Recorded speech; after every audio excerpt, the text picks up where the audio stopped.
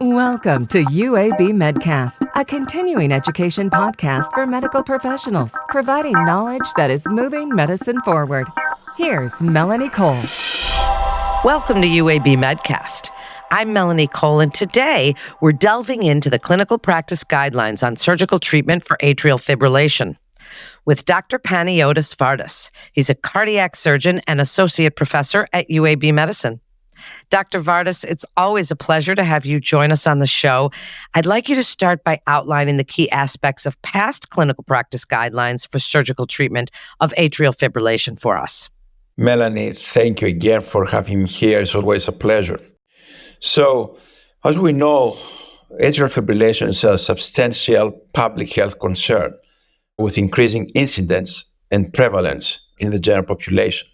Actually, projections expect atrial fibrillation patients to double between 2010 and 2060.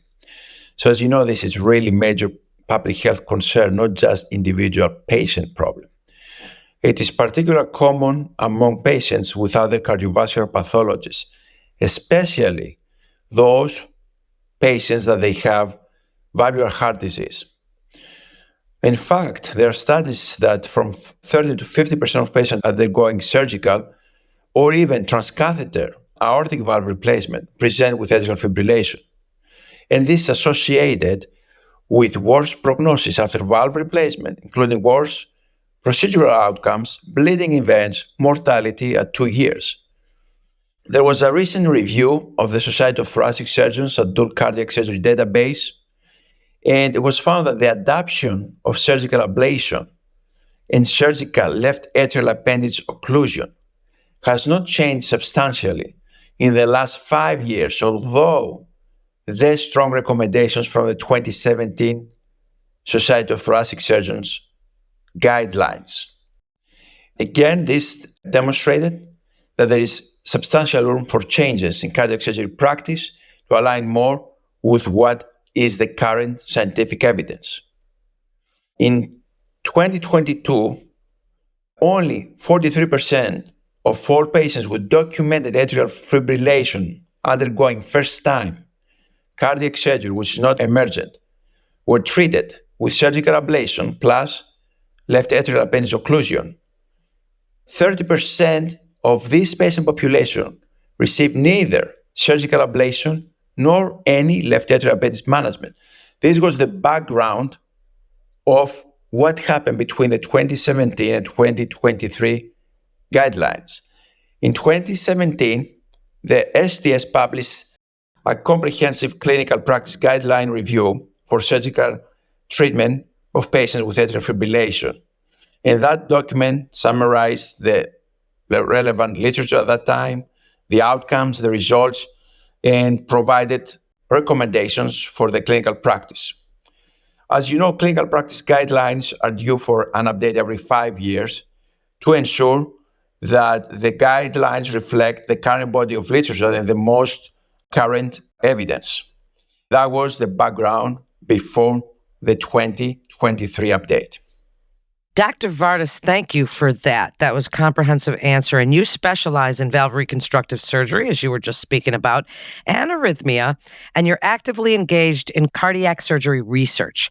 So you co-authored the article, The Society of Thoracic Surgeons 2023 Clinical Practice Guidelines for the Surgical Management of AFib in the Annals of Thoracic Surgery. So Dr. Vardas, tell us about these new guidelines, compare and contrast for us. Why should more surgeons and cardiologists be more informed on this topic? Absolutely. Thank you, Melanie, for this question, because it's really a very important question. The Society of Thoracic Surgeons Workforce on Evidence-Based Surgery assembled a writing group in 2022 to review the current literature and how it has changed. And we focus on randomized controlled trials, meta-analysis, registries, observation, and descriptive studies. After the review of all the new data was done, there was a confidential voting, and the consensus document was produced. So, non-emergency cardiac operations in patients with atrial fibrillation should include surgical left atrial appendage occlusion during the operation. And the guidelines reinforce the long-term benefits of surgical ablation of AFib during those operations. It is important that every person with atrial fibrillation undergoing elective open heart surgery have their atrial fibrillation treated and their left atrial appendage managed. And this is a wake-up call for the surgical community. In fact, in 2017, was given the highest level of recommendation, class 1, to surgical ablation for patients with atrial fibrillation undergoing first-time non-emergent operation of the mitral valve due to the safety and long-term benefits. The 2017 guidelines gave a class 1 recommendation for surgical ablation during concomitant aortic valve and coronary artery bypass operations. However, the 2023 guidelines extend this class 1 indication to all first-time non-emergency heart surgery. That means, for example, aortic surgeries, surgeries for intracardiac defects like ASD closures. All these patients should be treated. That's one big difference. The second one, because of new evidence and randomized trials, in 2070 guidelines, the left atrial appendage exclusion or excision in conjunction with surgical ablation was deemed reasonable, was given a class 2A recommendation. Instead, the 2023 guidelines upgraded this to a class 1. And this is very important because if you have a patient with atrial fibrillation, whether or not you perform a surgical ablation and the patient undergoing first time, not emergent cardiac surgery, at least as a surgeon, close the left atrial appendage. This is a very strong message to the surgical community, given the outcomes from these randomized trials, with decreasing of the risk of stroke and the other sequelae that can happen in the setting of atrial fibrillation. The 2023 guidelines also add a class 2B recommendation for consideration of isolated surgical appendage obliteration in patients with long-standing persistent atrial fibrillation at high stroke risk in whom long-term oral anticoagulation is contraindicated or has failed. And there are several techniques you can accomplish that. The message about the left atrial appendage occlusion is so strong that currently there are large multi-center industry-sponsored clinical trials trying to address the issue in the setting of not atrial fibrillation. So whether or not it's a good idea or not to close the left appendage on all patients undergoing cardiac surgery, period. And those outcomes will come out and they will evaluate this by 2032. So you don't have those outcomes just yet for us? We don't have, this is again for patients that they don't have atrial fibrillation. We want to see whether or not the left atrial appendage occlusion is a good idea, which is essentially going to change the entire idea how we perform cardiac surgery for all patients. Dr. Vardas, what do you expect if you were to look into the future? Because this study sets that new standard of care that's pretty significant across the United States, expected to influence how cardiac surgeons manage their patients. What do you expect to happen? It's hard really to anticipate those outcomes. What we know is if you address the left atrial appendage with a surgical clip, for example, you might have increased postoperative atrial fibrillation incidence, but the long-term outcomes in terms of stroke prevention might be so significant that actually might be a good idea to be implemented in all cardiac surgery. Melanie, the other thing I would like to underline about the 2023 guidelines is the first time that actually was introduced in the guidelines the idea as a level 2A recommendation when a patient is being evaluated for surgical valve repair or replacement in the setting of atrial fibrillation. It's recommended to undergo surgery rather than transcatheter valve repair or replacement, for example, TAVR, if the patient undergoes surgery with concomitant surgical ablation and left atrial appendage occlusion, and that's a level 2A recommendation. And this is also very important in the current era with the huge change in practice that happened in the last 10 years with the introduction of the transcatheter valve therapies. So it's something is new in the 2023 recommendations. That's a lot, Dr. Vardas. These are so significant and important. And I'd like you to just expand a little bit on the non-emergent cardiac surgery patients with AFib and surgical ablation and how you are recommending this. You touched on it earlier, but speak about why this is significant as well.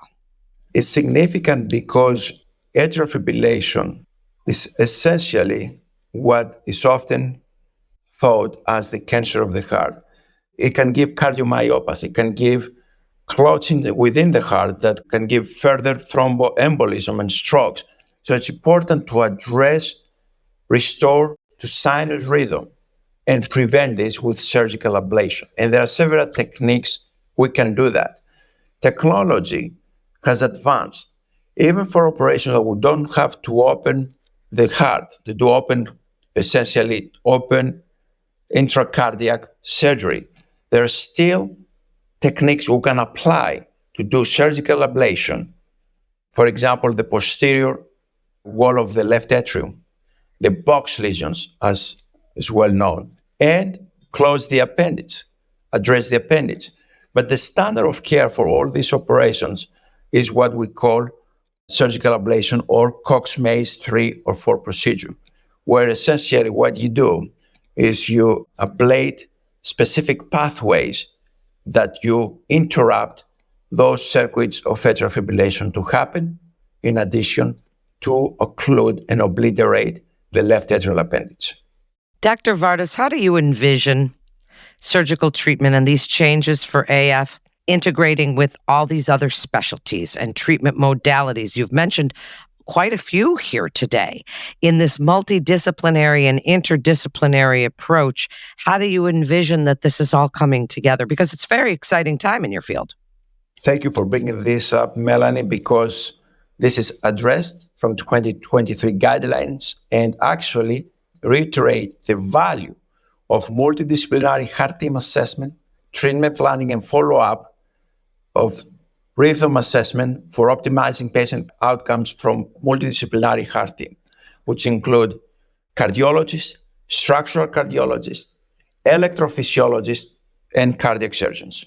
And when we make decisions like this, especially with the last recommendation I mentioned, the 2B recommendation for patients that do have atrial fibrillation and valve problem, and they are low or intermediate risk, which can push us more towards surgery versus transcatheter approach, is again a shared decision between the patient and the heart team. As we wrap up, and what an enlightening, eye-opening discussion that we're having here today. You're such an interesting man and you have so much information to share. What are some final thoughts, key takeaways for other providers that you would like them to know about the importance of this article in the Society of Thoracic Surgeons 2023 Clinical Practice Guidelines for the surgical treatment of AFib? I would like to see that all providers, and especially cardiac surgeons, will pay more attention to atrial fibrillation. We like to see more adoption of surgical ablation for patients that do have atrial fibrillation. And again, the message that comes out from this document, and I would like to reiterate, is at least if we don't do an ablation, at least close the left atrial appendage. The patient will have benefit at least from that. However, doing an ablation, it's something we should all evaluate for patients that do come for surgery with atrial fibrillation.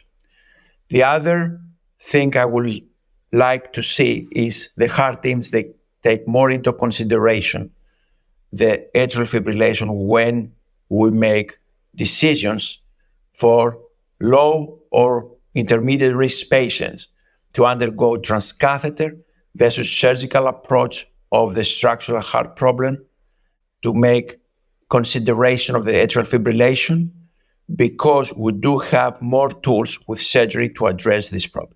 Thank you so much. As always, Dr. Vardas, what a great guest you are. Thank you so much for joining us today. And for more information, please visit our website at uabmedicine.org/physician. That concludes this episode of UAB Medcast. I'm Melanie Cole. Thanks so very much for joining us today.